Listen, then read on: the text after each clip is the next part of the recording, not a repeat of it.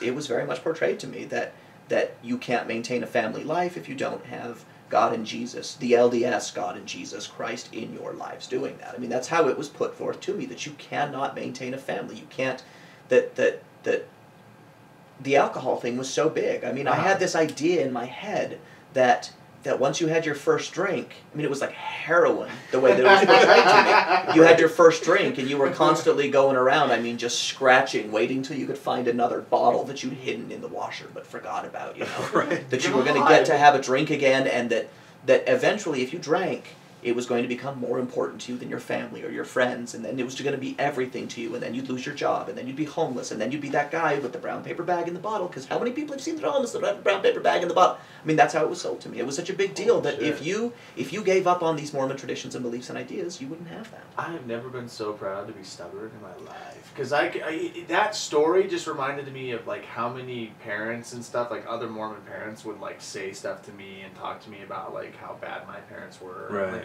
And I would just be like, whatever, psycho. Like I was like 8, and I was like, I don't give a shit about you, you know. And that's such a screwed up thing to do to a kid. That's what I'm like. To be 8 years old and be like, you know, I know you're 8, but your parents are terrible people. Like, how messed up is that? I had two different types of experiences, like you were describing.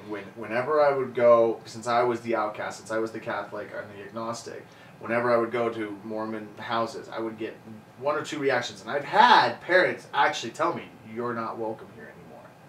Because I was not Mormon. That's not, they didn't say why, but they let me know that I was no longer welcome in their home. And this is like, when I show up, I haven't like broken a lamp or anything like that. But I just wanted to add, the other reaction I get though, is the good Mormons that the parents have been on a mission.